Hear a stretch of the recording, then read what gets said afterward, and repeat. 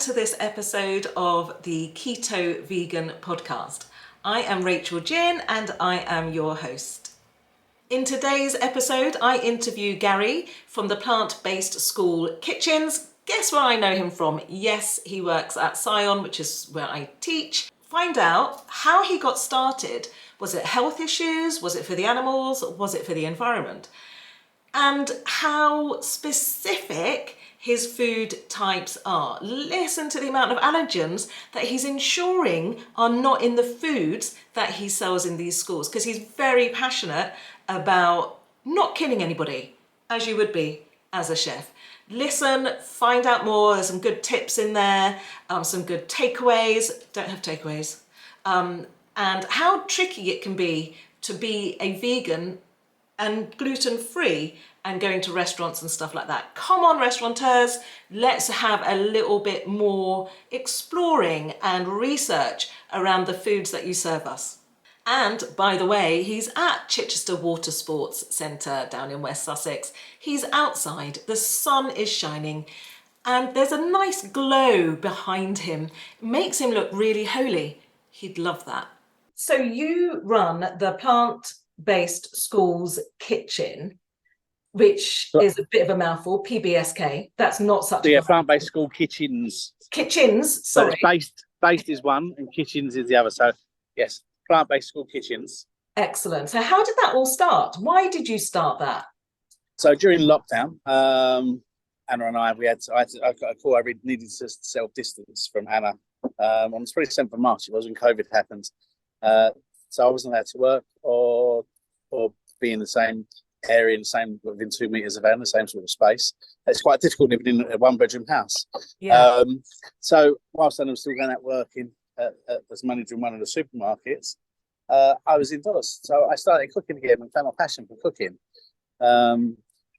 Working on the books with like the Happy Pear and the Bosch Boys and just going through basically some of the internet and just really found my passion again for cooking some really great dishes. And I think I'd lost that. I've been a chef so long. Yeah. You detest cooking really, but when it comes to the stage of you found something new to do, and with vegan cooking, you need to be creative. You know, everything's cooking. It's not like I think as a meat eater where a lot of stuff you can throw together quite quickly. Yeah. You can't really do that. We try and eat more whole foods if we can. We don't eat a lot of processed meat things. So yeah, I started cooking again and just really made some lovely dishes. Then a shop came up to rent in Worthing Town Centre. And then it was like nice for us to be working together again. Yeah. So we took this on and opened up the Vegan Street Food Company. Our idea with the name, we took the brand on, was to do festivals and do events all across the country. So we opened up the shop, and we turned it. Everything that we do in the shop is dairy, wheat, and nut free. So a lot of our clientele that was coming to us was that there was a hell of a lot of vegan, gluten-free vegans, which there are out there. You know, some of them is by choice, that's for sure. But for people like Anna, we myself, but we followed a plant-based diet because that was what the doctors advised for her to not be infected and be unwell by eating dairy.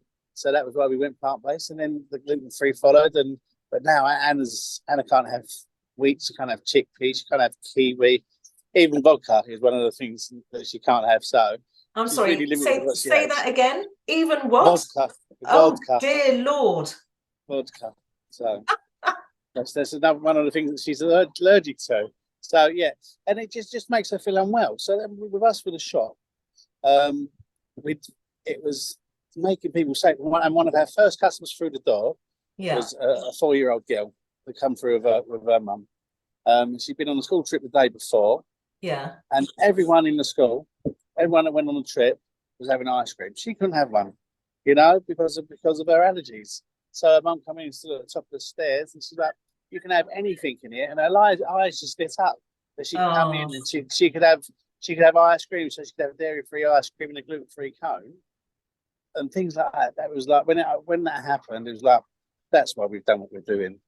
Yeah. You know? So 1 year on from that, the the headmaster at the local secondary school, Yeah. an independent school. Am I allowed to name that? Absolutely. Yeah, that's how we know each other. That's okay. Right, okay. So Headmaster Stephen Jeffries from Our Lady of Sion was, from the May, they was looking for a new caterer for the school. Yeah. Something out of the box, something different to what they'd a normal school caterers would do. And one of the parents who I'd worked with at Age UK messaged me in the May to say that Mr. Jeffries is looking for a new caterer. Approached him, and we was just far too busy in the shop Right. to do that. I'm like, I wasn't sure if it was something we wanted to get involved in. Then a couple of months down the line, he messaged again, so like he's still looking for someone. He hasn't had something different. So he wanted like the poke bowls and Buddha bowls and paninis and some more healthy options and some that sort of food, some more nutritional food he wanted for the students and also for the staff as well. Yeah. So we got in touch with Mr. Jeffries and we met him and the bursar. He phoned us first thing on Monday morning when I spoke to him over the weekend. We arranged to meet in the week at the school, and we met with the bursar and that, and went into the kitchen. Well, the kitchen hadn't been used for, I reckon, 30 plus years. The kitchen hadn't been put in. Yeah. So it was like we wanted, if we were going into to do school lunches, we wanted to create it in the kitchen. So you was part of the team. You had the ambience of this being in the school, plus the smells and that flowing through the school. As you would know. So that we kitted out the kitchen there. We done so that was in the August. We met. We arranged to do a tasting with families of Sion. So we had around about 70 families turn up for this tasting on one Saturday, and loved the food. And it was, and I know the food's good because I wouldn't eat the food. We serve food that we would eat ourselves. Yeah. So it wouldn't be anything that would make people go, oh, that's not nice, I wouldn't eat that. I know people have different tastes, but everything we do make would be tasteful. So when we was creating the menu for the taste today, we was trying to work out, we worked with nutritionists and also some of the parents and that at the school that we'd met and spoke to. And we wanted to make the food that was familiar to the children. So things that they would have at home, but with a plant-based twist. So on our opening day, we done a tikka masala, we done some bhajis, we done some meatballs and some pasta. We've done some bangers and mash. And it was all food that they would eat at home. So it was stuff that they would knew the name of and they knew what it looked like. Yeah. And it was replicated by using plant-based nutritional food. And also, like then the dessert side was brownies and Rice Krispies cake. And again, it's something they would have, but not knowing it was vegan or gluten-free. And they all bought into it. They all loved the food. And it's just carried on from there. So that was in September. And we done our first serving at the school was for the junior school. We served them the Christmas lunches back then. That would have been 2021. And then we started in the January of 2022 serving the whole school, the senior junior school, which after we fitted out the kitchen. Excellent. So that's where it went. But from the initial offset, like with the children in the senior school, they'd be coming over to the counter looking at the food. They were like, not eating that, it's vegan. You know? And 2 years on from that, children are like, Gary, can you make us a little curry? I love chickpea curry. Would you mind? Can we have that bang bang cauliflower on next week? Would you mind doing Singapore noodles? So they're forgetting, they're not even thinking that it's there's no meat in it. It's plant-based foods, but because they like the food and they like the tastes, they're coming and asking for that. Yeah, that's so good. And you say as well that you cover nearly every single allergen. I don't know how, as a vegan myself, and I have lots of artificial proteins because I'm keto, but I don't know how on earth you come up with such a absolutely fabulous food. I love it. But how you manage to tackle the allergens and everything. You say, how many are you covering now? And did you say the other day when I spoke to you, the only thing you're not covering is one thing? Where are you at with all of that now? The only product that we use out of 14 allergens is soya. And we're working with providers to get away from that. And that's normally if we try and if like on a Friday we have fake away Friday, so it's all like as it says on what it is on the tin. So we would have a burger one day, we'd have fish another day, but obviously it's not real fish. Yeah. But we would use tofu for that. We'd make tofu, we'd soak it in nori sheets and that sort of thing. So we're trying to working with a couple of providers. One's in Denmark, one's in Germany on a product that's allergen free, that we can use that, and it works out. So there's smaller parts that work like granules, like we would use for a mince, or there's larger chunks we can make nuggets out of, or there's slabs that we can chop into blocks and make fish portions out of. So that's our next thing. But my aim, we're just currently working on next year's menu from September, and I've tried not to put soy in it as of yet. But we don't just cater. We don't even cater just for that. A lot of our products we try not to use garlic, tomato, and onions because there's many faiths out there that can't have them, and there's still got children that are allergic to them. Right. So when we list things like that, especially like when we go to the festivals, because when we're on the circuit doing the festivals throughout the summer, the entire menu is allergen free. So creating the menus is not easy. It takes a lot of my time, but it keeps children safe and it keeps people safe. And when we turn up at these festivals, people are like, I can't believe I can eat from you. Yeah. You know, they know they're coming somewhere for the weekend and then they're going to be gluten. Or the worst case scenario is they could be killed. Yeah, God. Yeah. And you're not killing anybody or anything. No, keep them all safe. Keep them all safe. But even That's keto, really good. even like on our menus, when we do the festivals, we have a keto salad. So we don't just it's not when people look at the menu, it's not just the vegans that will come and buy from our stall. It'll be people that are on keto diets. They can have the salads, or or if they're gluten free, or if they just want a burger. It's like Beyond Meat burger. It doesn't say that it's vegan, but for anyone that's a meat eater that's gluten free, that it would be gluten free, for example. They would still like the taste of a Beyond Meat burger because it does taste like meat. It's not vegans. Not all vegans and vegetarians like this the sort of taste of that because it's too meaty. But then we don't cater just purely for the vegans. There's a lot of people out there that are doing the keto, and you're as rare as what we are. You've been a vegan keto. You've been vegan keto, and us being an allergen-free plant-based caterer. Yeah, that's so amazing. It sounds as if you got this passion, you got your passion back for the cooking, because of Anna and her allergens, you went plant-based. What other support have you had? Or has it just been, have you felt that you've been doing this, just the two of you on your own, or have you had other support from elsewhere?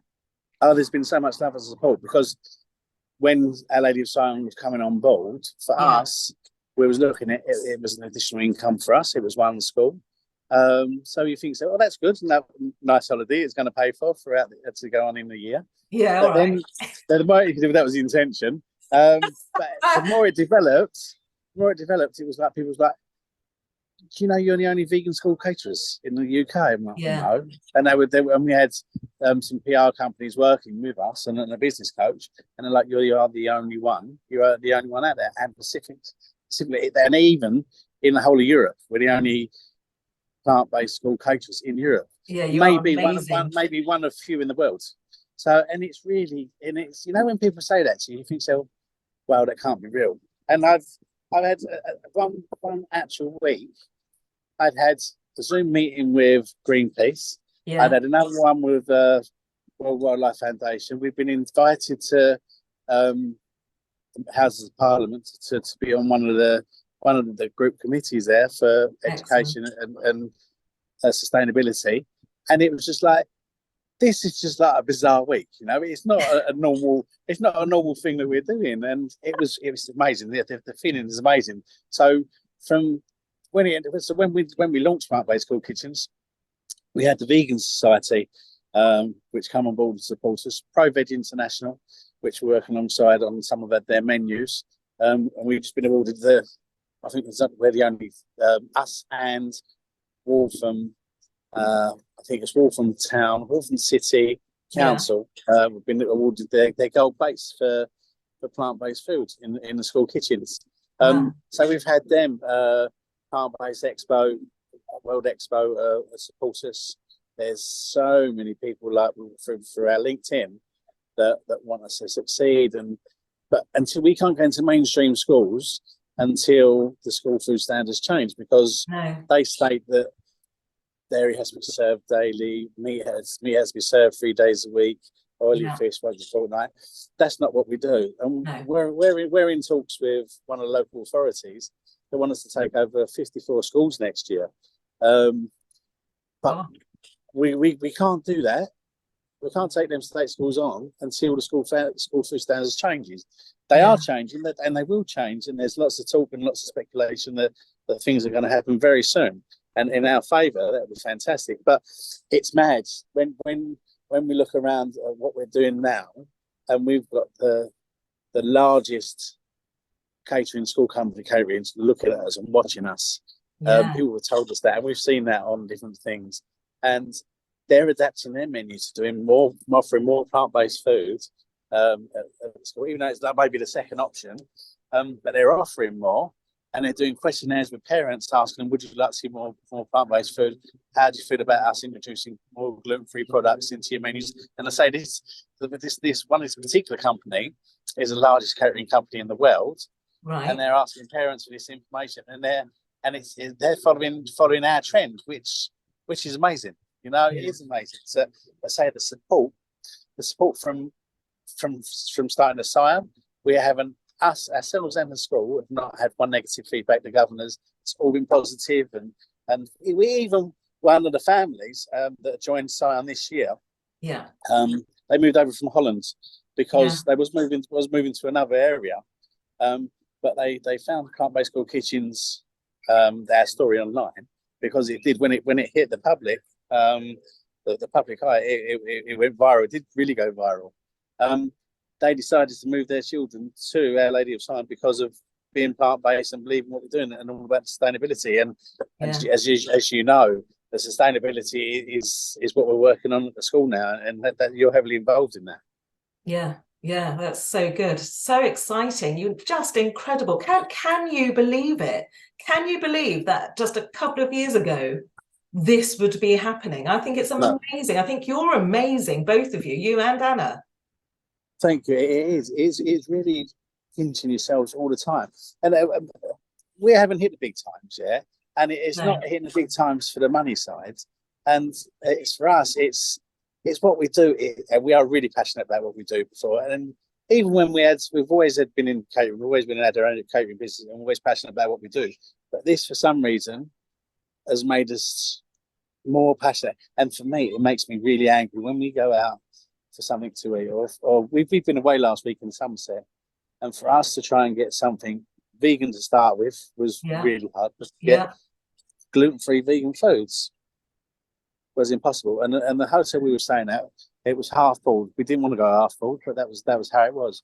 And the foods that we were served was shocking. It was absolutely shocking. And like in the last day, we had complaints. We stayed for 4 evenings. We ate half of the first one. We stayed for breakfast.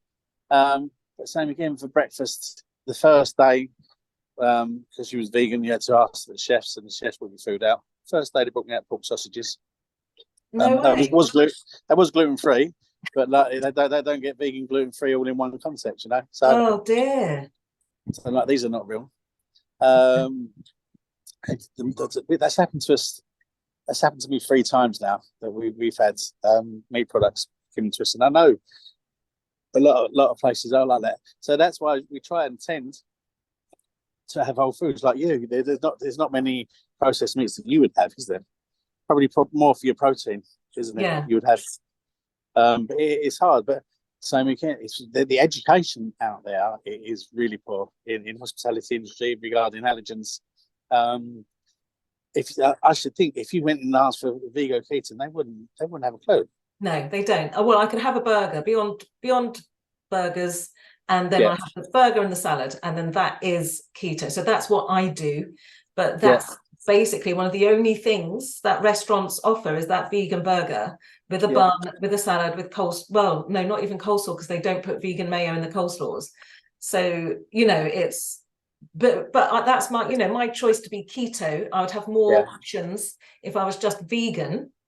No, but you would, but vegan gluten-free you wouldn't, because Anna No, would not have if to I have was exactly the same gluten-free. as you. Yeah, Anna would have the same as you. She'd have the burger without the bun, because yeah, most of the gluten-free buns and bread that they get in wholesalers contain egg or milk. So yeah, they're no good to vegans. no, So we have to order our stuff from a specific company that makes allergen-free breads or allergen-free rolls. And they are hard as iron, so you have to really try and soften them up to try and use. But it's the only way to keep people safe. yeah, yeah, absolutely. So, I mean, your story is incredible, absolutely incredible. And I'm so glad that you're at Scion. It's amazing. When Steve said that you were coming, I'm like, yes, I didn't even have to pressure him.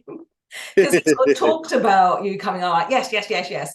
And there was a little bit of controversy about it and whatever, but you came in and it is amazing. And you are so amazing with the kids. They love you. And because you've been off a little while because you damaged your ankle, and they missed you so much. And then the other day, Anna said, oh, I've brought Gary with me today. And the kids heard her say that to me. Gary's here, Gary's here. Your relationship with the kids, and you are so warm, and your whole persona is positive and happy, as is Anna's. So my sort of question is, what does bring you joy? Does this make you feel deeply happy and joyful, or is it sometimes a little bit stressful? I mean, you're saying about creating the menus, you have to really get your head around that, but what does bring you joy? Is it this work that you're doing, or what for you, what is joy?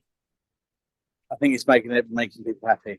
It really is, So we enjoy the cooking, and the children at Scion, it's like having 350 foster children, because as you say, like when I come back, the response from them, Yeah, it's just been amazing, yeah, And I was running up, literally coming in from the gate, and they'd see me waving out the kitchen window when I popped to come in for the last week.